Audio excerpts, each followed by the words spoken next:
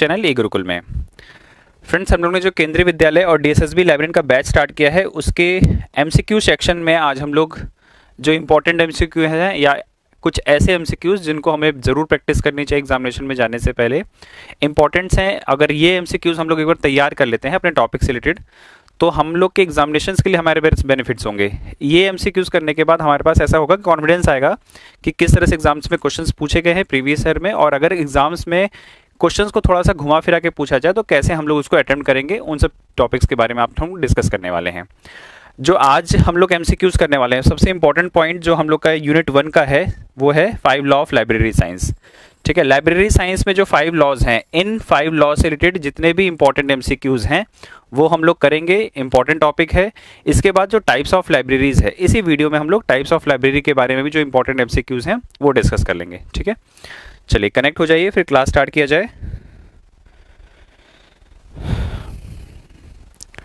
चलिए, good evening all of you. Aarti Vats, Rajnish, Rita, Neha, Nidhi, सबको good evening. एक साथ आप लोग को सबको गुड इवनिंग। देखिए, जल्दी से क्लास कर लेते हैं सो दैट कि अभी थोड़ा सा नेटवर्क के इश्यूज हो रहे हैं, वो हम लोग की क्लास के दौरान ना हो तो बढ़िया है। बाकी हम लोग जल्दी से क्लास ख़त्म कर लेंगे सो दैट कि कोई प्रॉब्लम ना हो हम लोग की क्लास में। चलिए, विद इन 1 और 2 मिनट्स आप लोग ज्वाइन हो जाइए, फिर क्लास स्टार्ट करते हैं। कोई डाउट हो, कोई टॉपिक हो तो एक बार आप अभी नीचे कमेंट बॉक्स में डाल दीजिए सो दैट कि अगर अभी जब तक बच्चे ज्वाइन हो रहे हैं वो मैं डिस्कस कर लूँ, फिर उसके बाद क्लास ख़त्म करेंगे। क्लास के बीच में आप लोग से एमसीक्यूज़ के हम लोग आंसर्स लेते रहेंगे, साथ साथ में हम लोग बात भी करेंगे। Okay, good evening all of you.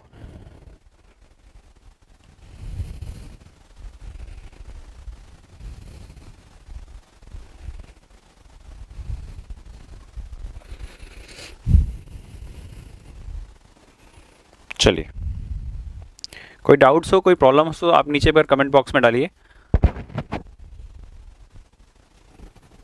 हम लोग क्या देख रहे हैं, देखिए आज हम लोग इंपॉर्टेंट एमसीक्यूज पढ़ेंगे। इसके थ्योरी के पार्ट्स को मैंने क्लियर कर लिया था। ठीक है, हम लोग ने जो अपनी क्लासेस की थी स्टार्टिंग में, जब यूनिट 1 हम लोग कर रहे थे, 5 लॉ ऑफ लाइब्रेरी साइंस बहुत अच्छे से क्लियर हुआ था। इस टॉपिक में क्या क्या कैसे क्वेश्चन पूछे जाते हैं, देखिए 5 लॉ ऑफ लाइब्रेरी साइंस बहुत सिंपल सी चीज़ है। 5 लॉ पढ़ने हैं, doctor S R Ranganathan sir ने दिए हैं। सिर्फ एग्जाम में 5 लॉ को याद कर लेना या 5 लॉ के बारे में आपको पता हो, इसका इतना ही काफ़ी नहीं है। आपके इसको इम्प्लीमेंट कैसे किया जाता है, इन 5 लॉ को कैसे इम्प्लीमेंट किया जाता है लाइब्रेरी साइंस में, इसको भी समझना होगा। ये इंपॉर्टेंट पॉइंट है, ये इंपॉर्टेंट पार्ट है लाइब्रेरी साइंस में, किस तरह से हम लोग 5 लॉ ऑफ लाइब्रेरी साइंस को इम्प्लीमेंट करते हैं। और बेसिकली जो जनरल क्वेश्चंस पूछे जाते हैं वो इम्प्लीमेंटेशन से ही पूछे जाते हैं। ठीक है, ओके। नंदिनी कुमारी जी ने बोला है सर मैनेजमेंट के टॉपिक्स क्लियर नहीं हुए हैं। बेटा नंदिनी जी, यूनिट 1 हम लोग खत्म कर रहे हैं। एमसीक्यूज वीडियोस अगर आप एक बार अच्छे से देख लेंगे, मैनेजमेंट का जो सबसे बेस्ट पार्ट है वो मैंने आपको अच्छे से क्लास में कराया हुआ है, एक बार आप देख लीजिए। इंपॉर्टेंट उसमें साइंटिफिक मैनेजमेंट अच्छे से पढ़ लीजिएगा, पोस्ट कोर अच्छे से याद कर लीजिएगा। मोटिवेशन थ्योरी बच रही है, मुझे पता है, याद है। जैसे ही मैं एमसीक्यूज के टॉपिक पे आ जाऊँगा, मैं मोटिवेशन थ्योरी जितनी भी हमारे पास मोटिवेशन थ्योरी में एक हम लोग ने करवा दी थी, और जो भी 2 थ्योरीज बची हैं मैं वो क्लास में पहले अच्छे से वो क्लियर कर लूँगा कंसेप्ट, उसके बाद भी मैं एमसीक्यूज पे क्लास करूँगा। ठीक है, शिखा जी ने बोला है सर करंट की क्लासेस। शिखा जी, आज 21 है, तो मैं बहुत जल्दी इसी मतलब अब जैसे ही मेरा ये एमसीक्यूज का सेशन जल्दी से ख़त्म हो जाएगा, हम लोग इसको इसी मंथ के एंड तक ख़त्म कर लेंगे। उसके बाद मैं एमसीक्यू वाला ही उसके बाद मैं करंट का ही टॉपिक आप लोग से डिस्कस करूँगा। ठीक है,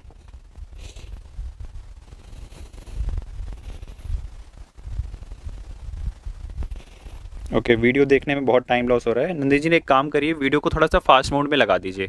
ठीक है, 2x की स्पीड पे या 1.5x की स्पीड पे आप देखिए, थोड़ा सा वो ज़्यादा होगा। ये चीज़ देखिए आपको करनी क्या थी, एक तो टाइम हमारे पास कम था, एग्जामिनेशन जैसे ही एप्लीकेंट से ख़त्म हुआ उसके बाद नोटिफिकेशन आ गई एग्जाम्स की। करंट से अगर आप नोट्स बनाते ना, हम लोग वीडियो के साथ साथ नोट्स बनाते रहते तो वो ज़्यादा हमारे लिए हेल्पफुल होता है, बट ये काम कर सकते हैं। कोल्हापुर की क्लास कब लेंगे? कोल्हापुर बेटा बहुत छोटा सा टॉपिक है, मैं बस ये आज एक क्लास हो जाएगी, उसके बाद कल मैं जो क्लास लेने वाला हूँ वो होगी हम लोग की लाइब्रेरी एसोसिएशंस पे, ठीक है। लाइब्रेरी एसोसिएशंस का टॉपिक एमसीक्यूज में डिस्कस कर दूंगा, और ये कोल्हापुर वाली क्लास में उसी में पीपीटी तैयार हो गई है, बस कोल्हापुर के 2-3 टॉपिक्स हैं। कोल्हापुर यूनिवर्सिटी में पढ़ना क्या आप देख लीजिए एक बार, वेबसाइट पे विजिट करिएगा क्या मिलेगा। मैंने भी सारा डाटा वहीं से लिया है, वहीं से बनाया हुआ है, क्योंकि कोल्हापुर यूनिवर्सिटी के बारे में से कोई स्पेसिफिक बुक तो मिलेगी नहीं आपकी जहाँ पे ये सारी चीज़ें लिखी होंगी। ये आपको इंटरनेट सोर्स से ही निकालना पड़ेगा, और आप सबसे बेस्ट सोर्स होगा उनकी वेबसाइट। उनकी वेबसाइट विजिट करिए, ठीक है। वहाँ से जो भी इन्फॉर्मेशन, क्या क्या इन्फॉर्मेशन लेना है, कब यूनिवर्सिटी बनी थी, ठीक है, पहला चांसलर कौन था, प्रेजेंट टाइम में कौन है, और वहाँ की लाइब्रेरी का क्या नाम है, ठीक है। इन सब चीज़ों के बारे में आप वेबसाइट से विजिट करिए, वेबसाइट से निकालिए। मैं भी वहीं से काम कर रहा हूँ, मैंने वहाँ से डाटा निकाल के पीपीटी तैयार कर ली है। 1-2 क्लास में आपको उसके बारे में बात कर दूंगा।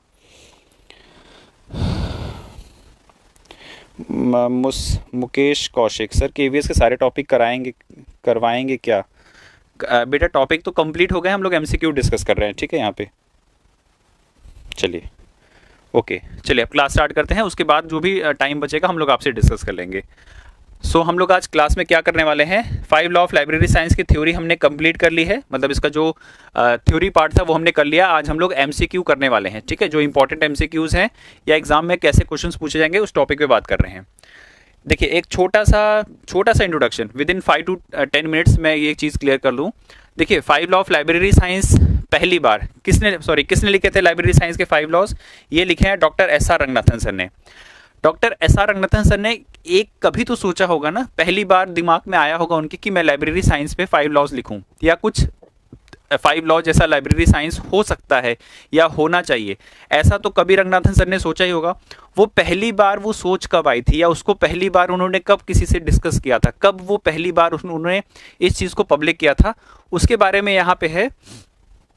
5 लॉ के जब 5 लॉ उन्होंने फर्स्ट टाइम फॉर्मुलेट किए थे, देखिए पब्लिश किया था अलग बात है। 5 लॉ ऑफ लाइब्रेरी साइंस को उन्होंने 5 लॉ ऑफ लाइब्रेरी साइंस की एक बुक लिखकर पहली बार पब्लिश कर दिया, वो एक अलग थॉट है, एक अलग टॉपिक है। लेकिन 5 लॉ ऑफ लाइब्रेरी साइंस को उन्होंने सबसे पहले कब लिख दिया, कब उसके बारे में सबसे पहले पब्लिक में चर्चा की, वो डेट हमें मिलती है 1928। He formulated the 5 law of library science in 1928 and publish this famous book entitle 5 law of library science in 1931। देखिए, यहाँ पे 2 इंपॉर्टेंट क्वेश्चंस आपसे बन रहे हैं कि 5 लॉ ऑफ लाइब्रेरी साइंस जो एक बुक का नाम है, ठीक है, यही बुक का भी नाम है 5 लॉ ऑफ लाइब्रेरी साइंस, और ये रंगनाथन सर की पहली बुक है, फर्स्ट बुक है जो रंगनाथन सर ने अपनी लाइफ में लिखी है रिलेटेड टू लाइब्रेरी साइंस। उसका टाइटल है 5 लॉ ऑफ लाइब्रेरी साइंस। ये 5 लॉ ऑफ लाइब्रेरी साइंस की जो बुक है कब लिखी गई है, वो पब्लिश हुई थी, ये बुक पब्लिश हुई थी 1931 में, ठीक है। Important point, 5 law of library science की जो बुक है रंगनाथन सर की पहली बुक, कब पहली बार पब्लिश हुई थी?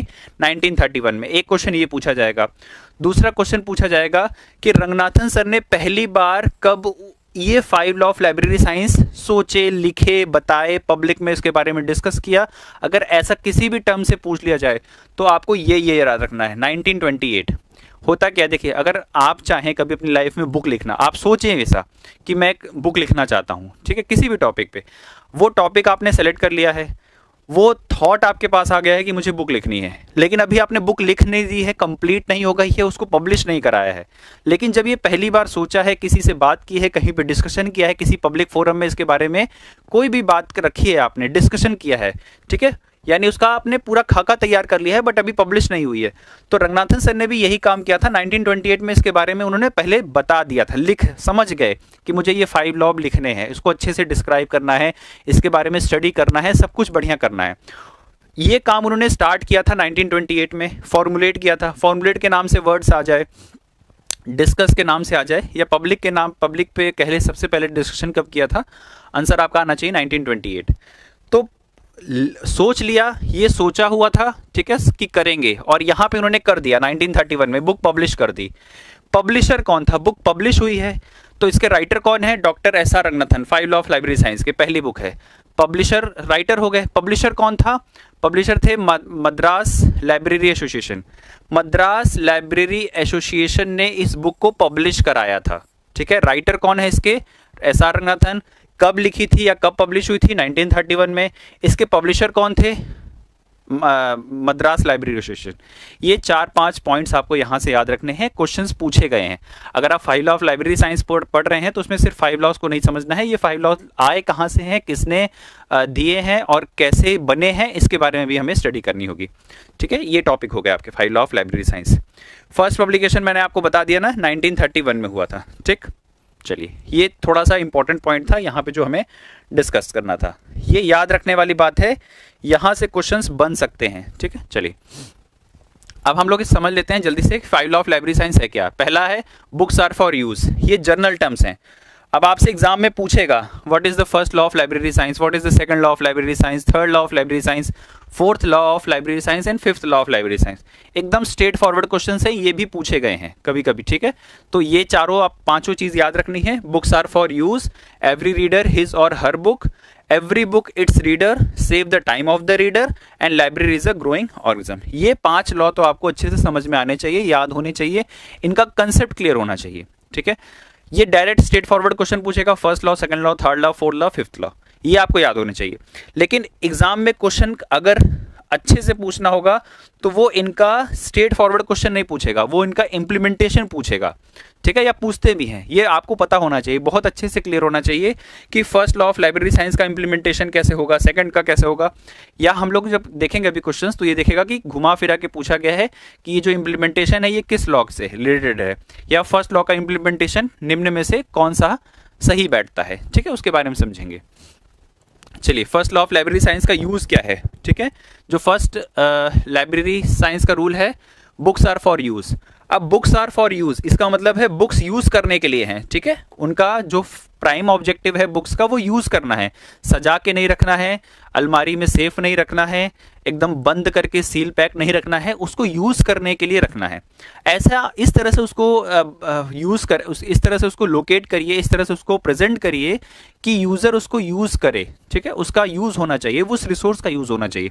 इसके लिए लाइब्रेरी की लोकेशन अच्छी होनी चाहिए, बुक्स ऐसी जगह रखिए जहां से वो इजिली एक्सेसिबल हो। ठीक है, लाइब्रेरी के आवर्स ऐसे होने चाहिए या घंटे काम करने की, जो लाइब्रेरी खुलने का समय होना चाहिए वो ऐसा होना चाहिए कि बुक्स उसको जो रिसोर्सेज हो वो मैक्सिमम यूज हो सके। ऐसा ना हो कि रात में लाइब्रेरी खुल रही है या ऑड आवर्स में खुल रही है। ऐसे टाइम पे लाइब्रेरीज ओपन हो रही हैं जब रीडर्स अपने आप में कहीं ना कहीं बिजी हैं या मैक्सिमम यूजर्स नहीं आ पा रहे हैं, या आपने ऐसे टाइम पे लाइब्रेरी खोल दी है जब यहाँ पे कोई आना पसंद नहीं करता है यूजली। ठीक है, तो ये आपको ध्यान रखना है। अगर आप चाहते हैं बुक्स का यूज हो तो उसकी लोकेशन ठीक रखिए, लाइब्रेरी के आवर्स यानी खुलने का समय, बंद होने का समय अपने आप को सही रखिए। लाइब्रेरी की बिल्डिंग और फर्नीचर ऐसे होने चाहिए कि उस बुक्स को इजीली एक्सेस किया जा सके। फर्नीचर्स का मतलब बैठ के पढ़ने की जगह ऐसी होनी चाहिए, साफ सुथरी जगह होनी चाहिए, बिल्डिंग ऐसी होनी चाहिए कि ज़्यादा से ज़्यादा लोग वहाँ पे आराम से आ सकें और वहाँ पे बैठ के पढ़ सकें। ठीक है, लाइब्रेरी का स्टाफ ऐसा होना चाहिए, हेल्पफुल होना चाहिए, सो दैट कि लाइब्रेरी के स्टाफ्स की वजह से कोई यूज़र बाहर ना जाए, मतलब कि वो बैठ के पढ़ना चाहे, यूजर्स उसको इतनी ज़्यादा हेल्पफुल लगें या यूजर्स उसको इस तरह से ट्रीट करें कि वो मैक्सिमम टाइम अपना लाइब्रेरी में बिताए। जितना बेस्ट हेल्प हो सकती है स्टाफ्स को वो देनी चाहिए अपने यूजर्स को। ओपन एक्सेस ऑफ बुक्स का ओपन एक्सेस होना चाहिए। ठीक है, अलमीराज में बुक्स को लॉक नहीं करना होता है या इस तरह से प्रेजेंट करना होता है कि यूजर बहुत इजी वे में उसको निकाल के देख सके। ठीक है, नो डाउट कि मैन्यूस्क्रिप्ट्स और रेयर बुक्स को ऐसे नहीं रखना होगा। रेयर बुक्स और मैन्यूस्क्रिप्ट्स को ओपन एक्सेस में नहीं रखेंगे, अदरवाइज वो फिर डैमेज हो जाएंगी। तो ऐसी बुक्स को छोड़कर बस आप सारी बुक्स अपने ओपन एक्सेस में रखिए। ठीक है, तो ये है फर्स्ट लॉ का यूज। अब आपसे एग्जाम में पूछेगा कि लाइब्रेरी आवर्स किस लॉ से रिलेटेड है।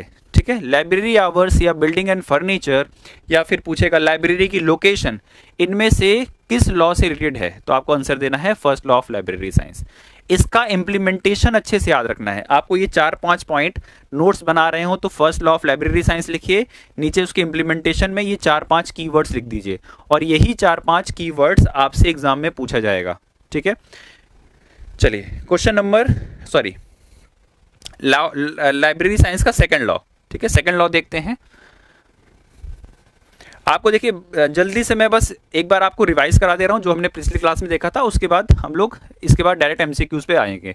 Second law of library science, every reader his और हर बुक।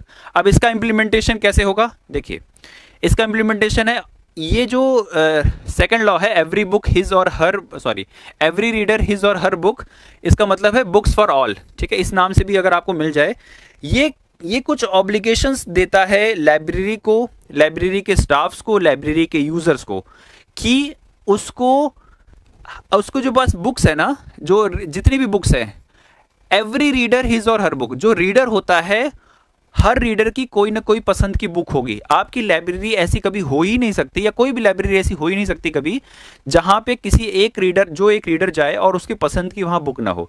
हाँ, बस ये ध्यान रखना होता है, ये ऑब्लिगेशन है, ये दायित्व है, ये जिम्मेदारी होती है लाइब्रेरी के स्टाफ्स की, कि उस स्टाफ मेंबर अपने आए हुए रीडर को, जो रीडर आया है आपकी लाइब्रेरी में, उसको उसकी बुक तक पहुंचा दे।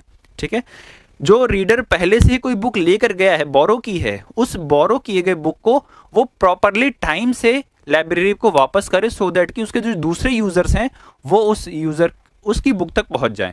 ठीक है, एवरी रीडर हिज और her book, books are for all, book सबके लिए है, किसी एक व्यक्ति की प्रॉपर्टी नहीं है। ठीक है, तो अगर मान लीजिए आप लाइब्रेरी के यूजर हैं और आपने कोई बुक बोरो की है, तो उसको टाइमली आप रिटर्न करिए। ये ऑब्लिगेशन किसके ऊपर होगा, obligation to the reader, reader के ऊपर होगा। वो बुक्स को डैमेज ना करे, बुक्स को खराब ना करे, बुक्स को टेयर आउट ना करे, बुक्स को प्रॉपरली टाइम पे रिटर्न करे, उसको थेफ्ट ना करे, चोरी ना करे।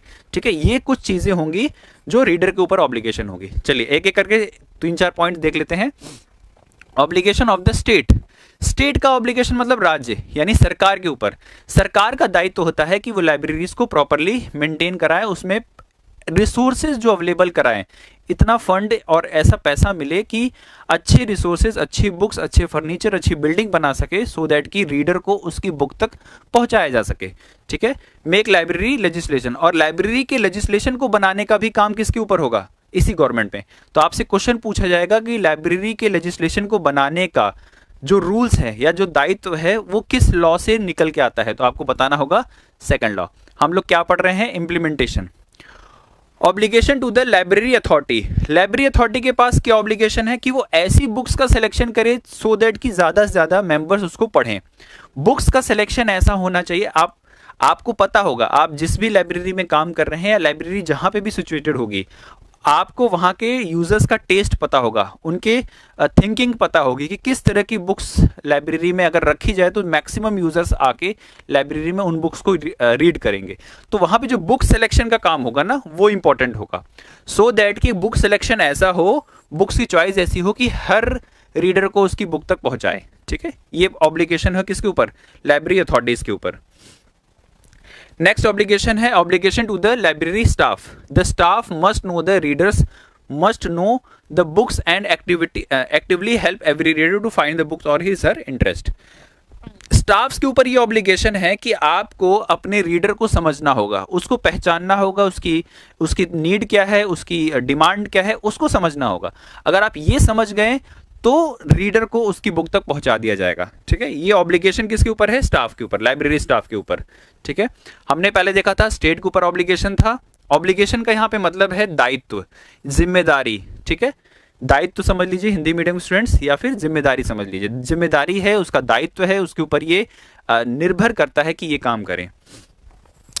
लाइब्रेरी अथॉरिटी, लाइब्रेरी स्टाफ का हमने देख लिया। Obligation to the reader, reader मतलब जो लाइब्रेरी में पढ़ने आ रहा है किताब, उसके ऊपर भी क्या दायित्व है, उसका दायित्व है कि जो रीडर बुक पढ़ रहा है उसमें से कोई पन्ने ना फाड़े, उसको चोरी ना करे। ठीक है, घर ना ले जाए बिना लाइब्रेरी अथॉरिटी को इन्फॉर्म किए बिना, या अगर बुक लेकर गया है प्रॉपर तरीके से तो जो टाइम, जो ड्यू डेट है उस तक वो बुक लाइब्रेरी में वापस रिटर्न कर दे। अगर वो ऐसा नहीं करेगा तो जो नेक्स्ट यूजर है जो उस बुक को यूज कर सकता था, वो लाइब्रेरी में उस बुक को यूज नहीं कर पाएगा। तो ये ऑब्लिगेशन है रीडर के ऊपर। अब एग्जाम में क्वेश्चन पूछे जाएंगे कि रीडर्स के ऊपर जो ऑब्लिगेशन है, ठीक है, वो किस लॉ के अकॉर्डिंग है। आपको याद रखना है second law, every reader his और हर बुक, और उस रीडर को उसकी बुक तक पहुंचाना ये कर्मचारी यानी स्टाफ्स का दायित्व है, ये रीडर का भी दायित्व है, ये लाइब्रेरी के एडमिनिस्ट्रेशन का भी दायित्व है, और सबकी दायित्व को पूरा करते हुए हम लोग इस लॉ को कंप्लीट करते हैं। ठीक है, ये था हमारा सेकंड लॉ का इम्प्लीमेंटेशन। इसमें याद रखने वाली बात है लाइब्रेरी रजिस्ट्रेशन। ठीक है, स्टेट का अगर दायित्व है तो मतलब कि आप प्रॉपर कानून बनाइए, प्रॉपर फंड दीजिए। ठीक है, लाइब्रेरी के रूल्स एंड रेगुलेशंस को फॉर्मुलेट करिए, पब्लिक लॉ पब्लिक लाइब्रेरीज के एक्ट पब्लिश करिए, सो दैट कि जो भी काम है वो इजीली अकॉर्डिंग टू लॉ हो सके। ठीक है, अथॉरिटीज में बुक सिलेक्शन याद रखिएगा, लाइब्रेरी स्टाफ में उसको हेल्प करने के लिए, और रीडर को book return to them before the due date, उसके टाइम से पहले देना है। ठीक है, ये रीडर्स के ऑब्लिगेशंस। नेक्स्ट थर्ड लॉ का इंप्लीमेंटेशन देखते हैं। थर्ड लॉ हमारे पास है, थर्ड लॉ का every book its reader. Every book its reader, book, हर बुक का कोई ना कोई रीडर है। अभी हमने इससे पहले पढ़ा every reader it's book, her reader को कोई ना कोई बुक तो पसंद आ ही जाएगी लाइब्रेरी में जो रखी हुई है, और कोई ना कोई बुक तो ऐसी होगी, लाइब्रेरी में ऐसी बुक्स तो हो ही नहीं सकती जिसको कोई रीडर ना मिल जाए। तो पहले वाले सेकंड लॉ में है कि रीडर को उसकी बुक तक पहुंचाओ, और थर्ड लॉ में है कि बुक रखी हुई है लेकिन उसको कोई रीडर नहीं मिल रहा है, तो उस रीडर को उसकी बुक तक पहुंचा दो। ठीक है, सॉरी, बुक को उसकी रीडर तक पहुंचा दो, एवरी बुक इट्स रीडर।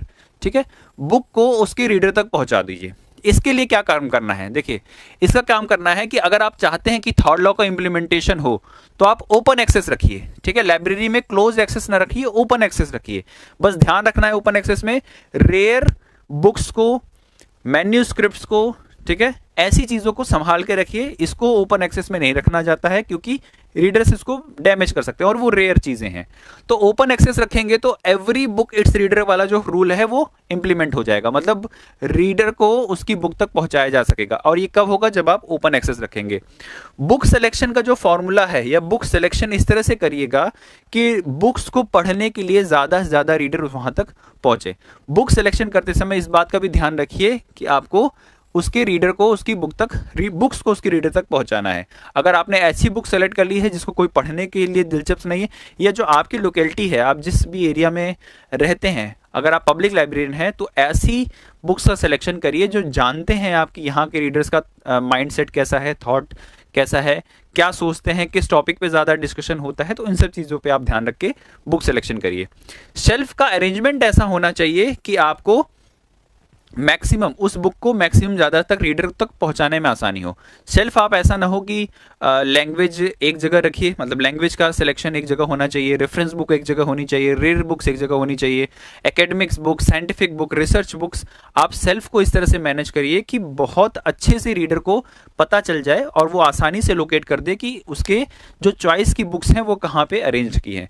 और जो आप शेल्फ में अरेंजमेंट कर रहे हैं वो भी इतना ईजी हो, इतना आसान हो कि रीडर को उस शेल्फ से अपनी बुक निकालने में भी ज्यादा टाइम न लगे।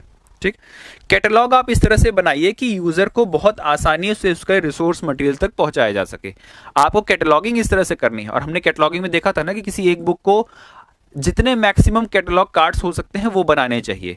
या हम लोग ऑनलाइन कैटलॉगिंग कर रहे हैं तो उस ऑनलाइन डाटाबेस में जब हम लोग ऑनलाइन डिस्क्रिप्शन दे रहे हैं बुक्स का, रिसोर्सेज का, वो इतना बेस्ट होना चाहिए कि यूजर्स को बहुत आसानी से समझ में आ जाए कि मेरे काम की कौन सी बुक कहाँ पे अवेलेबल हो जाएगी मेरी इस लाइब्रेरी में। ठीक है, कैटलॉग इस तरह से बनाना चाहिए कि उसकी मैक्सिमम डिटेल्स आपको कैटलॉग कार्ड में, एक बुक का कम से कम 6, 7, 8, 10 जैसी रिक्वायरमेंट हो उस तरह कैटलॉग बनाइए, सो दैट कि यूजर्स जैसे भी चाहे उस बुक को अपने उस बुक तक पहुंचाया जा सके, उसको उसकी बुक तक पहुंचाया जा सके। अगर कैटलॉग कार्ड आसानी से, मतलब अच्छे से बना होगा तो ये काम बहुत आसानी से हो जाएगा। रेफरेंस वर्क मतलब कि हमने रेफरेंस लाइब्रेरियन के बारे में पढ़ा था ना कि रेफरेंस लाइब्रेरियन का क्या काम होता है कि उस लाइब्रेरियन को ये रिस्पॉन्सिबिलिटी मिलती है या ये ड्यूटी होती है कि उस रीडर ने जो भी पूछा है, जो भी उसकी क्वेरी है, उसको ये बता दिया जाए। रेफरेंस लाइब्रेरियन उसको ये बता देगा कि आपने जो क्वेश्चन पूछा है, आपने जो क्वेरी की है, वो कहाँ पे, किस बुक्स में बहुत अच्छे से एक्सप्लेन करके दी गई है, या फिर आपका जो रिसोर्स है वो कहाँ पे है, सो दैट कि आपकी जो क्वेरी है वो कंप्लीट हो जाए। तो रेफरेंस वर्क अच्छे से करना है, उसकी जो क्वेरी है, उसका जो नीड है, उसकी जो प्रॉब्लम है वो बहुत आसानी से, बहुत इजीली सॉल्व हो जाए, ये कहलाता है रेफरेंस वर्क। और अगर ये काम हो जाएगा तो थर्ड लॉ ऑफ इंप्लीमेंट हो जाएगा। पब्लिसिटी, आपको पब्लिसिटी करनी पड़ेगी।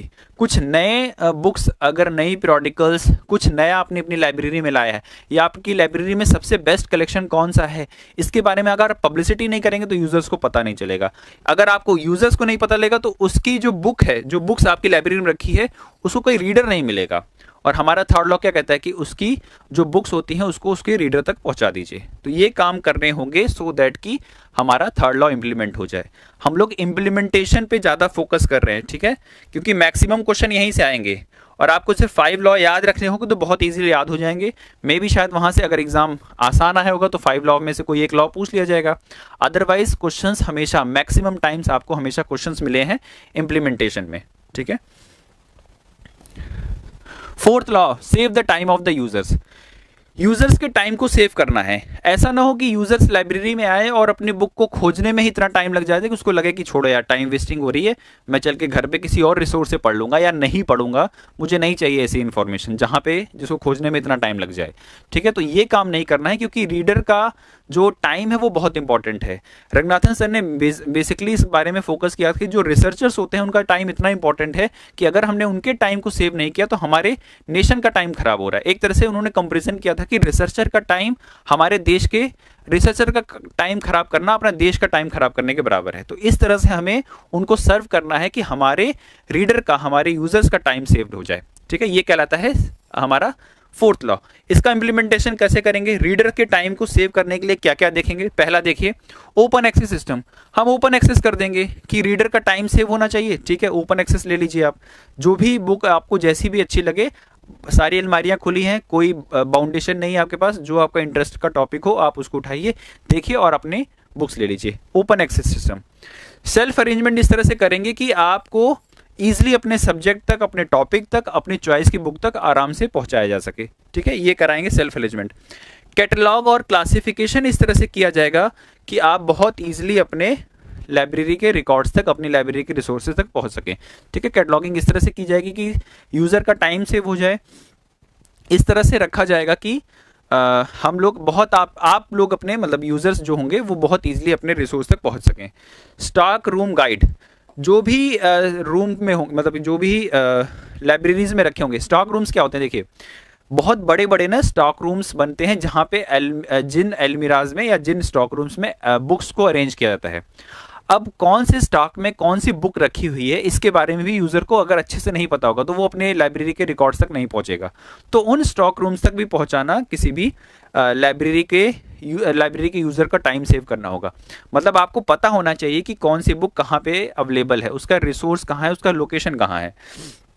रेफरेंस सर्विसेज, इससे पहले भी बताया मैंने, जो रेफरेंस लाइब्रेरियन है या जो रेफरेंस वर्क करने के लिए रिस्पॉन्सिबल है, वो काम उस व्यक्ति का यही रिस्पॉन्सिबिलिटी है कि उसको उसके यूजर तक इजीली पहुंचाया जा सके, उसको उसके यूजर तक बहुत आसान से पहुंचाया जा सके, ठीक है। ये काम करना है आपको। नेक्स्ट है इशू रिटर्न। इशू रिटर्न इतने आराम से होना चाहिए, इतनी इजी से होना चाहिए कि किसी भी स्टूडेंट को बुक को चाहे लेते समय या तो बुक्स को रिटर्न करते समय बहुत ज़्यादा प्रॉब्लम ना हो, और बहुत लंबी लाइन न लगे, बहुत टाइम टेकिंग प्रोसेस नहीं होना चाहिए, क्योंकि ये सेव करना है, टाइम को सेव करना है। और लाइब्रेरी में काम करने वाले जो भी स्टाफ होते हैं उनका यही सबसे बड़ा मोटिव होता है कि जब भी यूज़र आए तो उसको अपनी लाइब्रेरी में ज़्यादा से ज़्यादा टाइम, मैक्सिमम रीडिंग का टाइम मिले, उसको इस बारे में न ज़्यादा थिंकिंग करना पड़े या उसको परेशान न होना पड़े कि हमारी लाइब्रेरी में रखे गए रिसोर्सेज को हम लोग किस तरह से ढूंढेंगे, कहाँ रखी होगी, कैसे रहेगा। इन सब चीज़ों पे ज़्यादा टाइम लगना है। इशू रिटर्न में बहुत आराम से काम हो जाना चाहिए। And the last law, fifth law of library science, library is a growing organism, ठीक है। पुस्तकालय एक वर्धनशील संस्थान है। ऐसे संस्थान है या ऐसी एक ऑर्गेनिज्म का मतलब एक जीव की तरह माना है। उसको भी रंगनाथन सर ने इसको भी एक ऐसा व्यक्ति माना, एक ऐसा जीव माना है जो वृद्ध होगा, जो बड़ा होगा, जो समृद्ध होगा, ठीक है।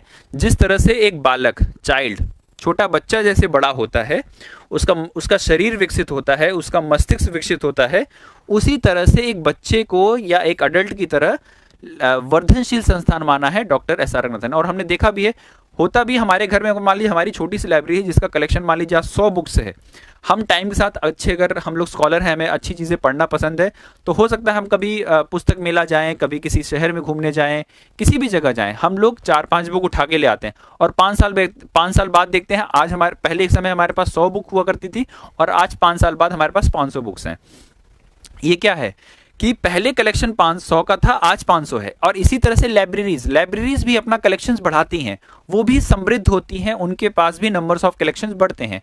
उस तरह की चीज़ों को ध्यान में रखते हुए रंगनाथन सर ने कहा library is a growing organism. Library एक वर्धनशील संस्था है, ग्रो करेगी, बढ़ेगी। जैसे एक छोटा बच्चा होता है, जब जन्म के साथ वो शिशु होता है, शिशु के साथ वो प्रौढ़ावस्था मतलब वृद्ध होगा, सॉरी बड़ा होगा, फिर वो वृद्ध होगा, ठीक है। जैसे शारीरिक विकास होगा और मानसिक विकास दोनों तरह से उसका विकसित होगा, वो छोटे बच्चे से अडल्ट की तरफ बढ़ेगा, वैसे ही लाइब्रेरीज बढ़ेंगी, ठीक है। इन सब चीज़ों पे ध्यान रखना। इसका इम्प्लीमेंटेशन कैसे होगा? बैलेंस ग्रोथ का यहाँ पे मतलब है कि लाइब्रेरीज में इस तरह का कलेक्शन रखा जाए कि जितने भी यूजर्स हैं, बैलेंस ग्रोथ का मतलब है कि जो अनवांटेड चीज़ें हैं उनको हटाइए आप, ठीक है। लाइब्रेरीज में क्या होना चाहिए? लाइब्रेरीज को स्पेस मिलना चाहिए, और आपके पास रिसोर्स तो अच्छा है लेकिन उनको लगाने के लिए, उनको अरेंज करने के लिए आपके पास स्पेस नहीं है, तो वो भी चीज़ें गड़बड़ है। लाइब्रेरी में जब लाइब्रेरी बन रही हो या उसका जब बिल्डिंग प्लान बन रहा हो, लाइब्रेरी को जब डेवलप करने के बारे में बात चल रही हो, तो उसका जो बिल्डिंग स्पेस है वो इस तरह से डिज़ाइन किया होना चाहिए कि फ्यूचर में इसको अगर एक्सटेंड करना पड़े या किया जाएगा या 100% होता है, तो उसके लिए भी हमारे पास जगह होनी चाहिए। ऐसा ना हो कि एक बार बिल्डिंग बन गई, उसका सारा आर्किटेक्चर खड़ा हो गया, लेकिन अब 5 साल बाद 10 साल बाद लग रहा है आपको कि हमारी जो लाइब्रेरी है वो छोटी पड़ रही है, उसमें स्पेस नहीं है, उसमें कलेक्शन रखने का जगह नहीं है। जैसे आज ही पार्लियामेंट हमारी, ठीक है, हमारी पार्लियामेंट जब अंग्रेज थे 1930s के आसपास बनी थी, लेकिन अब आज के मॉडर्न टाइम के हिसाब से उसमें काम करने के लिए सुविधा नहीं, इसलिए नई पार्लियामेंट का डेवलपमेंट किया जा रहा है, ठीक है। तो हर चीज़ का एक समय होता है, हर चीज़ का एक टाइम होता है, लेकिन आप जब लाइब्रेरी को डेवलप कर रहे हो, बना रहे हो, इसके बिल्डिंग फेज में हो, स्टार्टिंग फेज में हो, तो इस बात का ध्यान रखिए, माइंड में बना के इस मैप को बनाइए कि लाइब्रेरी कभी ना कभी फ्यूचर में ग्रो करेगी, और ग्रो करेगी तो हमारे पास स्पेस होना चाहिए। इस तरह से अपनी बिल्डिंग को प्लान करें ताकि वो बढ़ सके। एक चिल्ड्रन की तरह लाइब्रेरी में इसको कंपेरिजन किया गया है चाइल्ड ग्रोथ और एडल्ट ग्रोथ की तरह। रीडिंग मटीरियल्स में और ग्रोथ होगा, ठीक है। रीडिंग मटीरियल्स, एक समय था लाइब्रेरीज में सिर्फ पांडुलिपियां होती थी जो हाथ से लिखी जाती थी, मैन्युस्क्रिप्ट्स, ठीक है। बाद में प्रिंटिंग आ गई तो प्रिंटिंग मटेरियल्स रखने लग गए। पहले पांडुलिपियां छोटी होती थी, मतलब सॉरी कम मात्रा में होती थी, तो लाइब्रेरी छोटी थी, लेकिन जब प्रिंटिंग टेक्नोलॉजी आई तो ज़्यादा मटेरियल्स आने लग गए, लाइब्रेरीज को बड़ा होना पड़ा, ठीक है। आज हमारे पास डिफरेंट टाइप ऑफ कलेक्शन है, हमारे पास सीडीज़ हैं, बुक्स हैं, periodicals हैं, मैगजीन्स हैं, मैप हैं, अलग अलग तरीके की चीज़ें हैं। तो हमें हर चीज़ को ध्यान में रखकर अपने लाइब्रेरीज को बिल्ड करना चाहिए, बनाना चाहिए, क्योंकि library is a growing organism, ये बात कही गई है, ठीक है। Journals, audio books, other information, ये सब चीज़ें होंगी। Library building provision for future को ध्यान में रखकर लाइब्रेरी की बिल्डिंग को प्लानिंग करनी चाहिए। मैंने अभी आपको थोड़ी देर पहले बताया कि लाइब्रेरी की बिल्डिंग इस तरह से प्लान हो सो दैट की चीज़ें फ्यूचर में डेवलप की जा सके। Casting of the old books and preservation of the value books.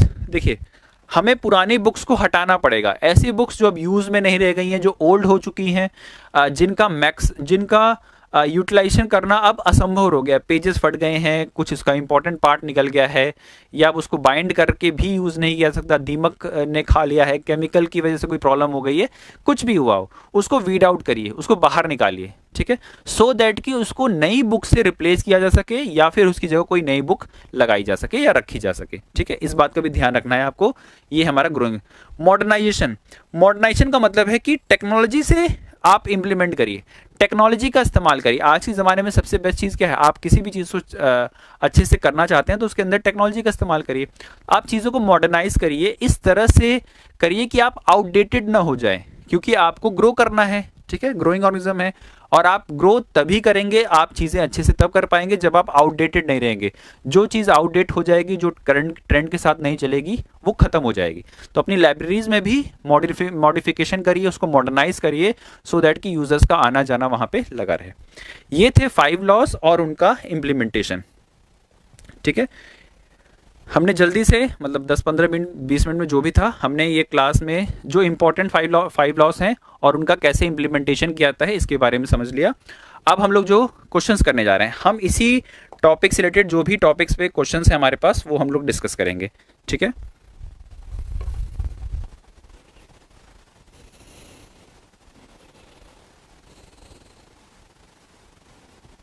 चलिए स्टार्ट करते हैं। आज सामने का डिस्प्ले नहीं काम कर रहा है नेटवर्क की वजह से, तो इसलिए मैं मोबाइल में देखूंगा। आप लोग जो भी आंसर्स होंगे प्लीज़ एक बार नीचे कमेंट्स में डालते रहिएगा। विच of the first law of library science, first law of library science क्या है? बहुत ईजी है, बुक्स आर फॉर, इसमें देखिए फर्स्ट लॉ क्या है, books are for use, every reader is your book, every book its reader and save the time of the reader. बहुत आसान है थोड़ा, ठीक है, छोटे छोटे क्वेश्चन हैं, इनको जल्दी से निपटा देते हैं क्योंकि ऐसे क्वेश्चंस भी पूछे गए हैं आपसे, ठीक है। Next, which is the second law of, second law of क्या है? Books are for use, every reader his और book, every book its reader, save the time of the reader. Second law क्या कहता है? एवरी रीडर हिज और her book, ठीक है। Second law हमारा है B. Which law of library science also known as books for all, books for all के नाम से किस लॉ को जानते हैं? चलिए ये थोड़ा सा ध्यान देने वाला क्वेश्चन है, इसका आंसर बताइए। Question number 3, books for all, books for all के नाम से कौन से लॉ फेमस हैं? इसके बारे में बात करिए। यस, 3 का answer, very good, answer is second.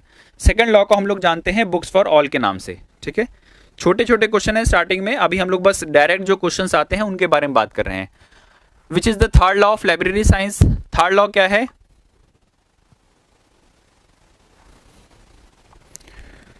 What is the third law of library science? Third law है एवरी बुक इट्स रीडर, ठीक है, answer is C. Third law of library science, every book its reader.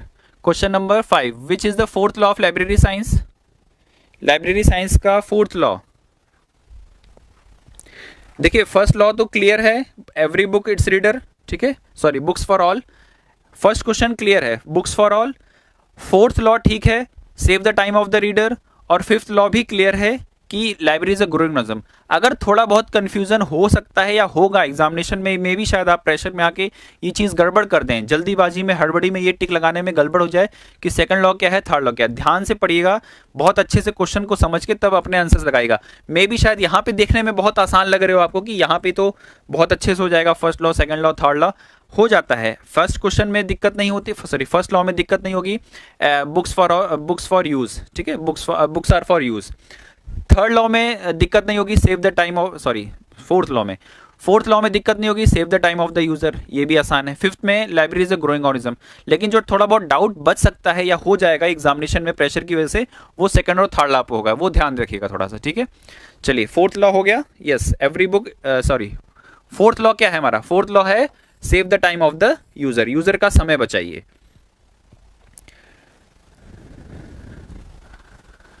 Fifth law of library science, library is a growing, sorry यहाँ पे देखिए confusion हो सकता है, library is a growing organization, यहाँ पे ऑर्गेनिज्म की जगह ऑर्गेनाइजेशन लिखा हुआ है, ठीक है, इस तरह से हो सकता है आपको कंफ्यूजन मिल जाए।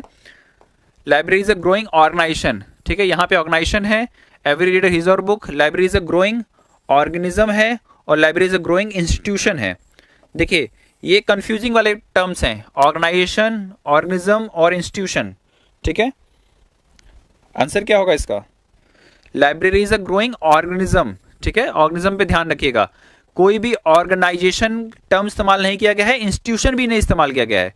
Library is a growing organism, ये स्टेटमेंट है, ये लॉ है थर्ड, ठीक है। कुछ बच्चों का हो सकता है थोड़ा सा गलत हुआ हो। चलिए सिक्स्थ क्लियर, यहां तक तो डायरेक्ट क्वेश्चंस थे, ठीक है। फर्स्ट लॉ क्या है, सेकंड लॉ क्या है, थर्ड लॉ क्या है, फोर्थ लॉ क्या है, फिफ्थ लॉ क्या है, इस तरह से क्वेश्चंस आए थे डायरेक्ट, जो डायरेक्ट रिलेटेड टू लॉ। अब हम लोग देखते हैं इम्प्लीमेंटेशन के क्वेश्चंस, लेकिन उससे पहले जो ध्यान रखने वाली बात है, रंगनाथन सर ने पहली बार जो पुस्तक लिखी थी, बुक लिखी थी, उसका नाम था, उसका जो टाइटल है 5 लॉ ऑफ लाइब्रेरी साइंस। उन्होंने इसको पहली बार फॉर्मुलेट कब किया था, सोचा कब था, विचार कब आया था उनको इसके बारे में, यार उन्होंने कब उसको पब्लिक रूप में रखा था? Answer is 1928।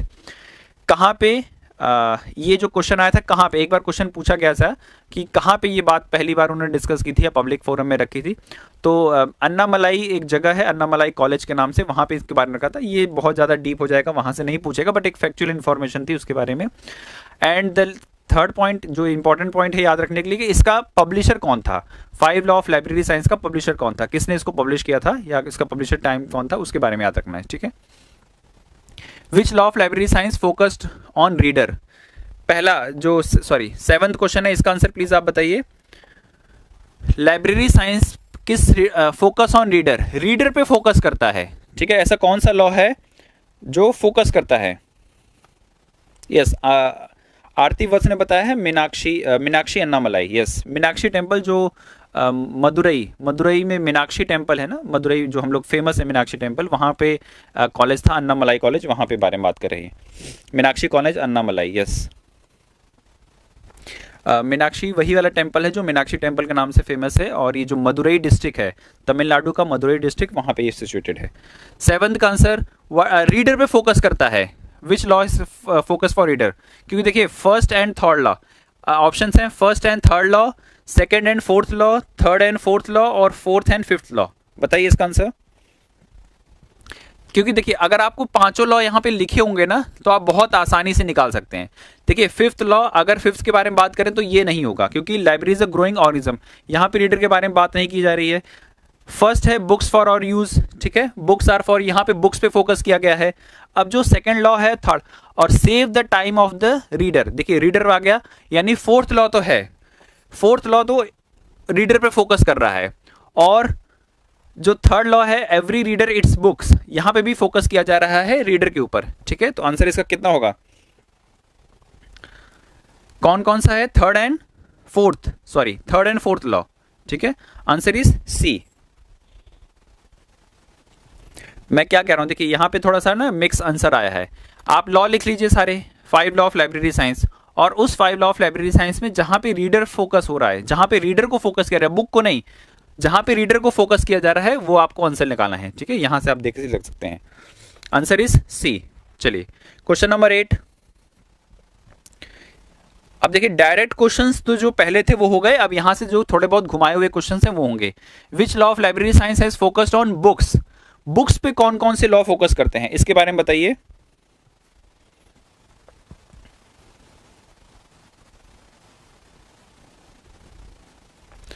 सेकेंड लॉ के बारे में, रीड फोकस बुक्स पे कौन कौन फोकस करता है, इसके बारे में बताइए। ऐसे कौन कौन से लॉ हैं जो बुक्स पे फोकस करते हैं।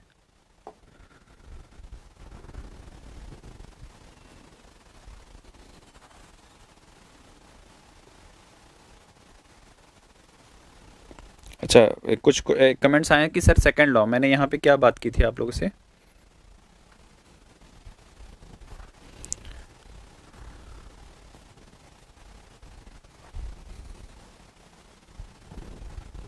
विच law of library science focused on reader, readers पे कौन कौन फोकस करता है, ठीक है। सेकेंड लॉ क्या है, books are for use, every book its reader, reader यहाँ पे आ गया, ठीक है। सेकेंड लॉ पे भी रीडर आ गया है। थर्ड लॉ क्या है, एवरी रीडर इट्स बुक्स, तो यहाँ पे आंसर क्या बनेगा।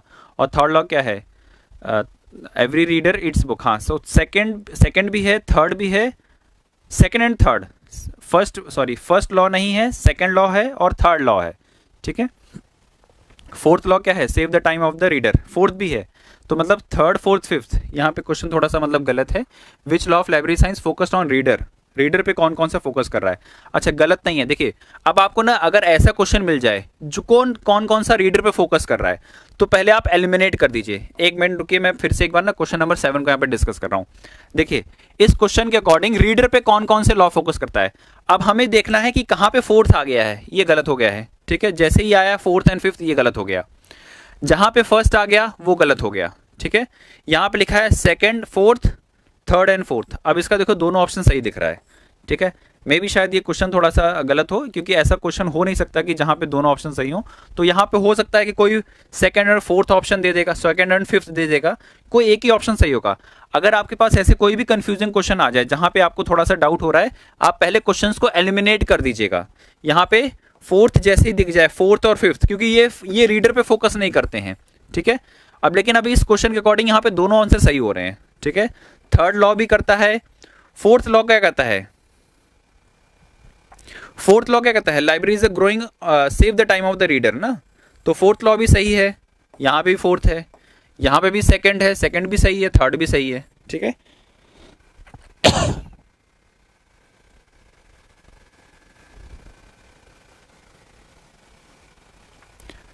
ओके, फर्स्ट लॉ क्या कहता है, बुक्स आर फॉर यूज, ठीक है, और थर्ड लॉ क्या कहता है,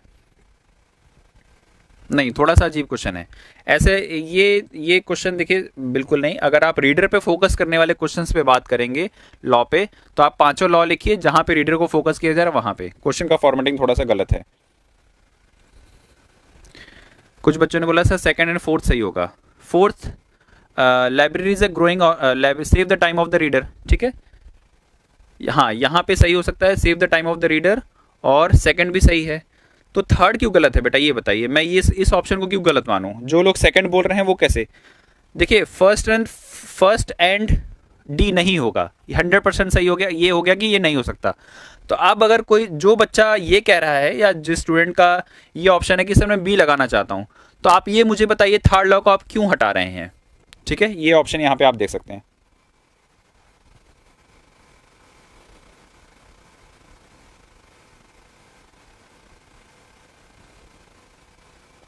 ठीक है,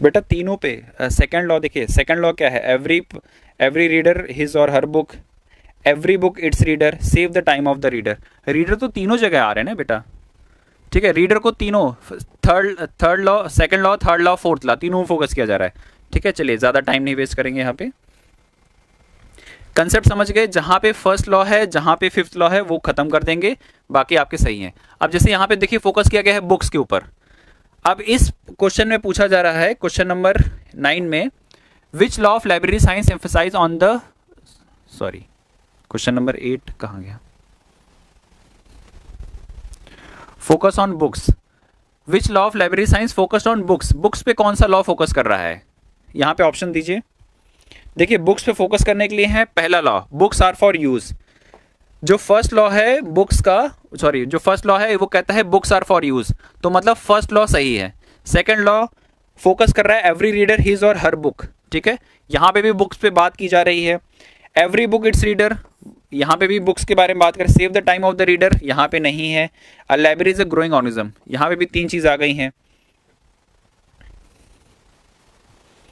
बट लॉ 1 और लॉ 3 ये सही लग रहे हैं, फर्स्ट एंड थर्ड लॉ, ठीक है, क्योंकि जो सेकंड लॉ है एवरी पर्सन हिज और हर बुक, यहां पे पर्सन को फोकस किया जा रहा है, ठीक है, यहां पे पर्सन को फोकस किया जा रहा है, आंसर इज 1 एंड 3, मतलब फर्स्ट लॉ और थर्ड लॉ में ये चीजें इंप्लीमेंट होती है, ठीक है, इसका आंसर ए होगा, वेरी गुड।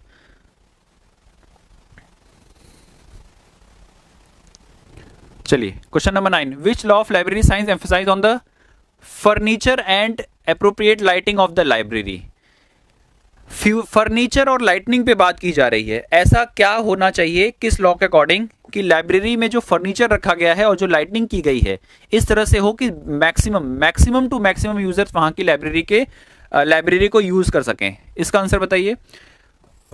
फर्नीचर और लाइटनिंग पे फोकस करना है,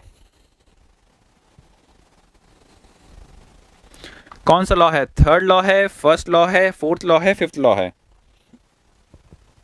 ठीक है,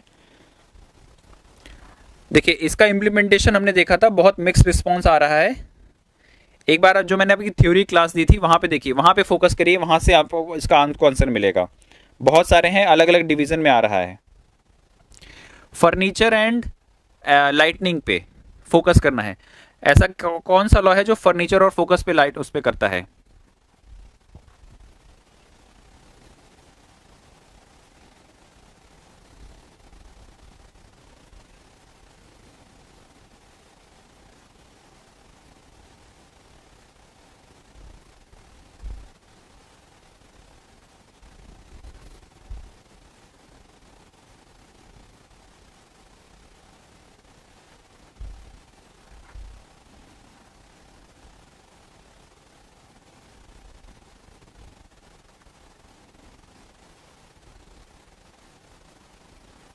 देखिए जो फर्स्ट लॉ है फर्स्ट लॉ हमारे पास जो मिलता है इसका इम्प्लीमेंटेशन देखिए।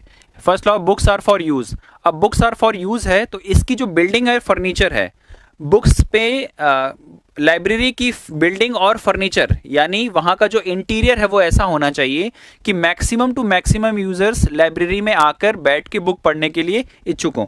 अगर वहाँ की बिल्डिंग अच्छी नहीं है, वहाँ का फर्नीचर आपके पास ठीक नहीं है, या आपने वहाँ पे इस तरह से व्यवस्था कर रखी है कि लाइब्रेरी में ज़्यादा से ज़्यादा यूजर्स नहीं आना चाह रहे हैं, वो आके पढ़ना नहीं चाह रहे हैं, उनका मन नहीं लग रहा है, इस तरह की चीज़ें अगर आपके पास लाइब्रेरी में अवेलेबल है तो फर्स्ट लॉ का वहाँ पे वायलेशन होगा। इसलिए जो क्वेश्चन नंबर 9 है, ठीक है, which law of library science emphasise on the furniture and appropriate lighting, please इसका ध्यान रखिएगा, आंसर इसका फर्स्ट लॉ होगा। फर्स्ट लॉ इस चीज को इंप्लीमेंट करने के बारे में बोलता है कि आप अपनी लाइब्रेरी की बिल्डिंग और फर्नीचर इस तरह से रखिए सो दैट कि मैक्सिमम यूजर वहां पे आने के लिए बारे में सोचें। लाइब्रेरी एक्ट के बारे में, ऐसा कौन सा लॉ है जो लाइब्रेरी एक्ट को बनाने के बारे में बात करता है, जिसमें स्टेट को ऑब्लिगेशन दिया गया है। ठीक है, हमने बात की थी ना स्टेट की ऑब्लिगेशन में, जो पब्लिक लाइब्रेरी एक्ट्स बनाए या एक्ट्स के बनाने के बारे में बात की गई थी वहां पे। तो ऐसा कौन सा लॉ है जो लाइब्रेरी साइंस में एक्ट बनाने के बारे में या स्टेट को ऑब्लिगेशन देता है कि आप स्टेट्स के अपने अपने राज्यों में अपने अपने मतलब राज्यों के बारे में अपने अपने लॉ बनाए, उसके बारे में कौन सा आंसर देता है बताइए।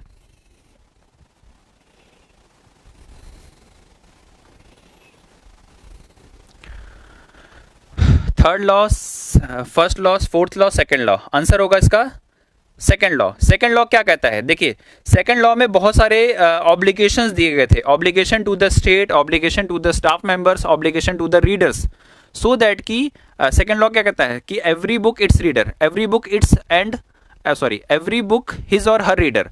तो बुक्स को उसके कहाँ तक, रीडर तक पहुंचाना है, तो इसके लिए क्या करना पड़ेगा, हमें ऐसे कुछ नियम कानून बनाने पड़ेंगे सो दैट कि उसके मैक्सिमम यूज हो सके। एवरी पर्सन हिज और हर बुक, ठीक है, ये सेकंड लॉ कहता है। और सेकंड लॉ ऑब्लिगेशन देता है स्टेट्स के ऊपर कि वो कानून बनाए, रीडर के ऊपर कि वो टाइमली से बुक पहुंचाए, और स्टाफ्स के ऊपर ताकि वो उस रीडर को उसकी बुक तक बहुत ईजिली और बहुत आसानी से पहुंचा सके। चलिए क्वेश्चन नंबर 10 हो गया। Question number 11, which law of library science emphasise on the opening and closing time of the library. Library का जो ओपनिंग टाइम और लाइब्रेरी का जो क्लोजिंग टाइम होना चाहिए वो किस लॉ के अकॉर्डिंग फोकस करता है, कि लाइब्रेरी में ऐसा कौन से रूल्स हों जिसमें ओपनिंग एंड क्लोजिंग टाइम बहुत आसानी से देखा जा सके।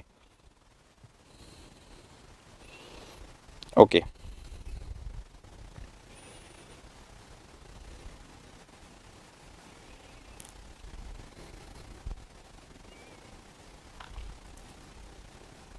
लाइब्रेरी का closing and opening time, books are for use, ठीक है, बुक्स यूज करने के लिए हैं, और अगर आपने लाइब्रेरी का ऐसा टाइम रखा है जहां पे यूजर्स आ ही नहीं पा रहे हैं, ऐसे टाइम पे नहीं आ पा रहे हैं जिसमें प्रॉब्लम हो रही है, ठीक है, आंसर इसका फर्स्ट लॉ। ठीक है, फर्स्ट लॉ ऐसा होना है, फर्स्ट लॉ इस बात में बात करता है कि लाइब्रेरी का ओपनिंग एंड क्लोजिंग टाइम इस तरह से होना चाहिए कि उसके मैक्सिमम यूजर्स उसको यूज कर सकें।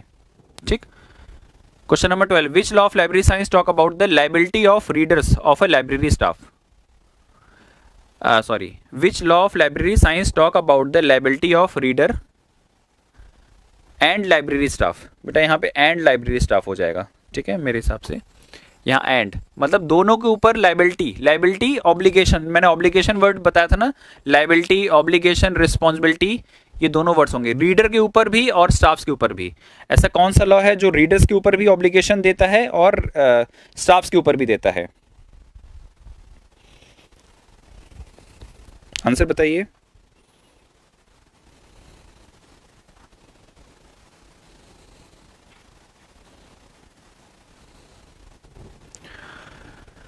लाइब्रेरी के भी ऑब्लिगेशन और स्टाफ के ऊपर obligation, answer is second law. ठीक है, सेकंड लॉ क्या कहता है कि आपको किस इस तरह से चीजें मैनेज करनी पड़ेंगी कि मैक्सिमम यूज हो सके उसकी रिसोर्सेज का। तो लाइब्रेरी के यूजर्स को भी ऑब्लिगेशन है कि आप टाइमली यूजर तक बुक पहुंचाइए, और जो रीडर बुक लेकर गया है उसके पास भी रिस्पॉन्सिबिलिटी है कि वो टाइमली बुक रिटर्न करे सो दैट कि उसको मैक्सिमम यूजर्स वहां पे बात कर सके, answer is second law. Next, which law of library science is related to the book selection. Book selection को लेकर कौन सा लॉ है लाइब्रेरी साइंस में,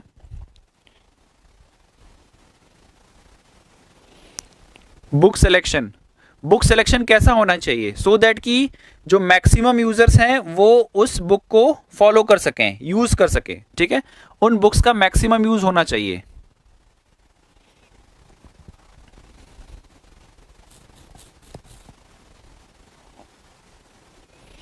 आंसर इज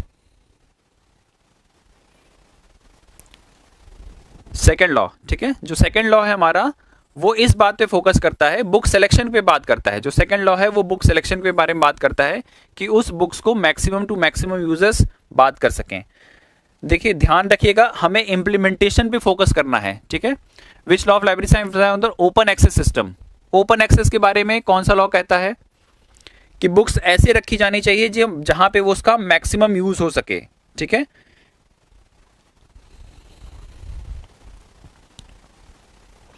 देखिए ओपन एक्सेस के बारे में हमने 3-4 जगह पढ़ा था, जिसमें save the time of the reader, reader का टाइम सेव हो, वहां पे भी हमें बुक्स फोकस करना चाहिए, ठीक है। Save the time of the users में भी ओपन एक्सेस सिस्टम है, ठीक है। एवरी बुक इट्स रीडर मतलब फोर्थ लॉ में भी है और थर्ड लॉ में भी है, ठीक है। फोर्थ लॉ में है save the time of the user, और हमारे पास थर्ड लॉ है every book its reader. Answer क्या होगा इसमें? जो मैक्सिमम सबसे बेस्ट टाइम है वो save the time of the reader, ठीक है। रीडर का टाइम सेव करना है, अगर रीडर का टाइम सेव करना है तो हमें ओपन एक्सेस देना पड़ेगा, ठीक है, ओपन एक्सेस सिस्टम को फॉलो करना पड़ेगा। Answer is C. रीडर के टाइम को सेव करने के लिए हमें ओपन एक्सेस सिस्टम को फॉलो करना होगा। Which of the following is not implement the fourth law of library science? Fourth law of library science क्या कहता है? Save the time of the user, user का टाइम सेव करना है। Answer according to fourth law of library science user का time save करना है।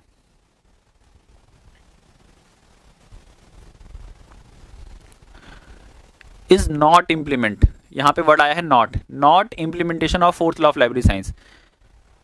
Classified arrangement, stock room guide, issue method, rural library services, इसमें से कौन सा ऐसा रूल है जो फोर्थ लॉ का इंप्लीमेंट नहीं करता है? इसके बारे में पूछा गया है। आंसर दीजिए 15 का।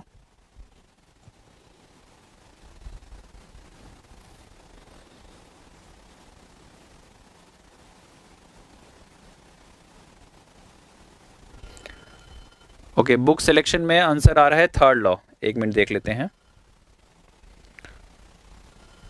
बुक सिलेक्शन में थर्ड लॉ क्या कहता है? एवरी बुक इट्स रीडर, ठीक है, every book its reader, open access, okay sorry, open access system हमें कब मिलता है? थर्ड लॉ में। थर्ड लॉ क्या कहता है हमारा? Every book its reader, reader को उसकी बुक तक पहुंचाना है, इसके लिए हमें ओपन एक्सेस सिस्टम देना पड़ेगा, ठीक है।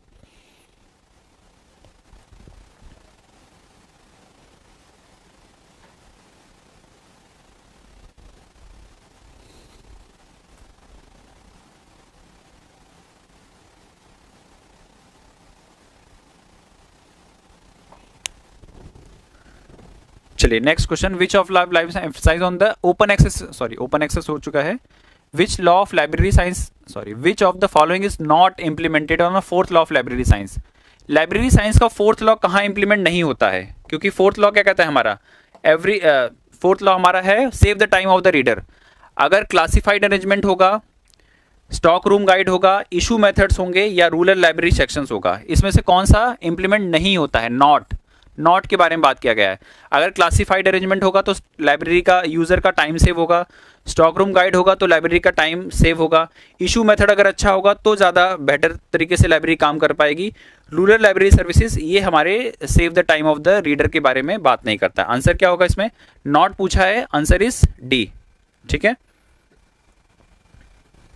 Next, five law of library science was first published in?